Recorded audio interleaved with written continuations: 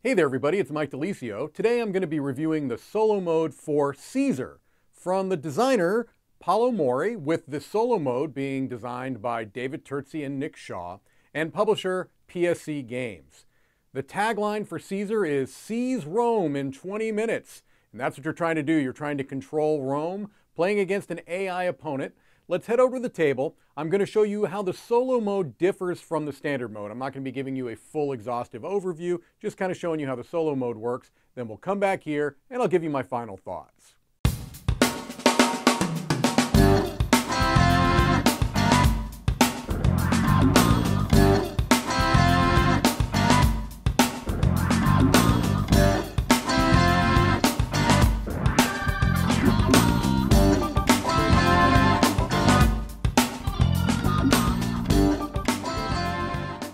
Okay, to set up the solo game of Caesar, the first thing you have to do is determine your difficulty. The only component that is specific to the solo mode are these solo tiles, as you can see here. And the way you determine the difficulty is the distribution of the tiles. First of all, I want to point out that these three sets, the A's, B's, and C's, are for the standard game. If you wanted to add in the expansions, you would put in these two tiles here, but for the purposes of this, I'm just going to show you the standard game. So if you wanted to set up an easy game, what you would do is you would take the 4A tiles, there are 4A tiles, and the 2B tiles, and you would not put any of the C's in. If you wanted to do a normal game, you would take 3 from A, 2 from B, and 1 from C, and hard would be 4 from A and 2 from C. So what I'm going to do is I'm going to go ahead and set this up as if it's a normal game, and I'll show you how it works. Okay, so I've got the solo stack set up as for a normal game, and the rest of the setup is just simply that you're going to draw 3 of the influence markers for the AI opponent, which is called Autocrasis, and you can play as either player, either Caesar or Pompey. And for the purposes of this example, I'm playing as Caesar. I've got my 2 influence markers out, and I drew 3 for the Autocrasis player, again in this case, Pompey. What you're going to do to play the game is Autocrasis always takes the first turn, and you simply turn over the top tile and do what it says from top to bottom. All right? So this happens to be an A tile, and what this is saying is that you're going to draw 2 influence markers from their bag and place them to the right of the line that they have here right now. Then you're going to initiate their turn sequence, and then finally you're going to remove the leftmost influence tile from the line and place it back into the bag. So let me just show you briefly how this would work. You go ahead and you draw 2 more influence tokens out of the bag and place them to the right of the face-up tokens that are already there. All right, so we've got 2 more, and now we're going to have 5 that we have to choose from here. And then you initiate the turn sequence, and the Autocrasis turn sequence is detailed here in the rule book, and is really a priority list, okay? You've got kind of a list of things that the AI is trying to do, and most of them make intuitive sense. The first thing that they're going to try to do is they're going to try to control provinces. That's how you win the game, by getting all of your control markers out there on the board. So they're going to try to control provinces. If they can't control provinces, then they're going to try to close provinces, even if they may not win it. If they're losing any unclaimed provinces, they're going to try to put their highest placed or highest value token out there. Otherwise, if they're present somewhere, they're going to try to go adjacent to where they're present. Things along these lines, this priority list. Now, the first turn of the game, they're not present anywhere. So what they're going to try to do is go to a central province, and if that's tied, then they're going to try to go for Italia, okay? Well, first turn of the game, they're going into Italia, and what they're going to do is they're going to place their highest value influence marker out there. Well, they've got 2 here. They've got 2 6 value, and if one of them was a wild and one was not, they would not choose the wild. So let's just say that they place this token into Italia right here, okay? So they've drawn 2 influence markers, they've initiated their turn sequence, and now they're going to remove the leftmost influence marker from their line, put it back in the bag. That's it. They've taken their turn. Then you go ahead and take your turn as per normal. You continue to do this until the same winning conditions apply in the solo game as it does for the multiplayer game. In other words, the first player to get all of their control markers out is going to win. Otherwise, if any player is not able to place one of their influence markers out on the board, the other player would win as well. Very simple. The only actual action for these markers that the AI is going to take is for the Senate. It works the same way for the AI player as it does for you, and it's a way to get more of their control markers out on the board.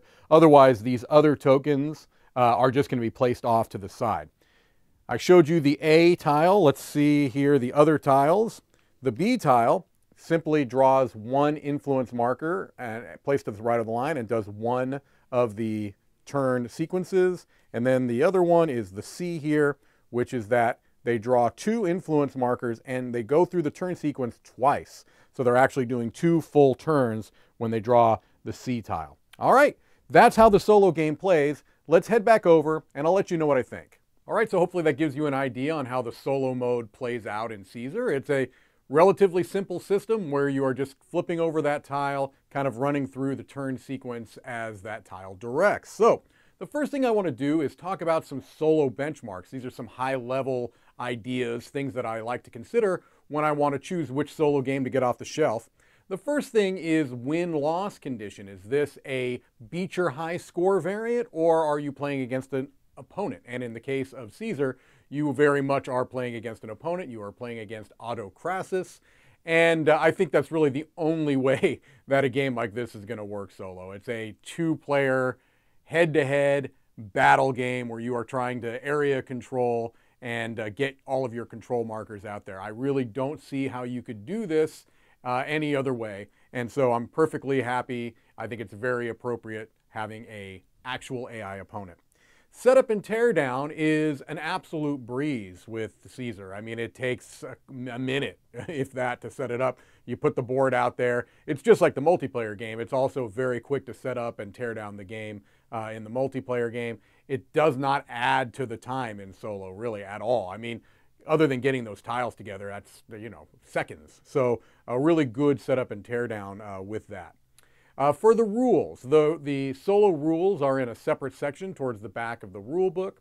I felt like they did a fine job of kind of laying out that turn sequence for Autocrasis, and that's really going to be the meat of it, because the core rules of the game don't change, and that's something that I actually very much appreciate, that it still feels like you are playing the same game. That's something I'll get into a little bit more later on, but the rules were well written. I felt like they did a fine job of kind of laying out what that turn sequence is, especially getting into any ties. And so I didn't really have any questions. Once I played through the first game, I felt like I had a pretty good handle on how the rules work. I didn't really feel like there were ambiguities there, so a good job with the rules. Art and components. Well, I'm really only going to focus on the solo components, and that's really just that stack of cardboard tiles.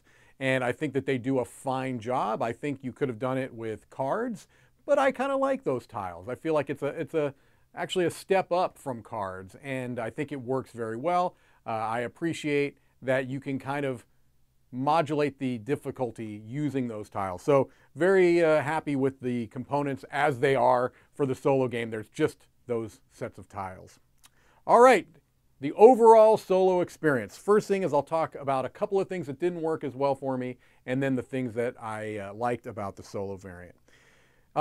First, on the negative end, is that this solo variant has a very procedural feel. Now, I'm going to just kind of put this out there that Caesar is a bit of a follow-up to a game by the same designer, same publisher, called Blitzkrieg. And so if you're familiar with Blitzkrieg, especially if you're familiar with the Blitzkrieg solo mode, and I did a review of that if you wanted to check that out as well. One of the complaints I had about the Blitzkrieg solo mode was that it's very, very procedural. You're going through an actual, basically like a flow chart. Caesar has a similar thing. However, it felt less procedural than the Blitzkrieg solo mode. So I do want to point that out. It still is going to have that flowchart feel because that's really how this runs. I don't know that you can really easily avoid that. I think for the purposes of the way this game is set up, and even for Blitzkrieg as well, it made sense to have it. I felt like in Blitzkrieg it was more procedural even than here, so a bit of an issue, but not as much. The other potential negative is that I don't really know how many plays this has in it, okay? One game to the next is not going to change all that much. Could you make the same argument about the multiplayer game? Well, potentially, but part of the difference there is that you have to account for the thinking of another player, a human player. And they're not going to work in as predictable a fashion as an AI is when you know exactly what it wants to do, all right? You have a pretty good idea of what another player wants to do, but humans, you know, they don't always go to the script. And so that's something that may give a little bit more replay value out of the multiplayer game than it does in the solo game, where things are going to play out essentially from one game to the next very similarly. All right, so those are the potential negatives. These are the things I liked, and there are quite a few. First of all is that this game plays so quickly. It says 20 minutes for the multiplayer game. I think it's quicker for the solo game.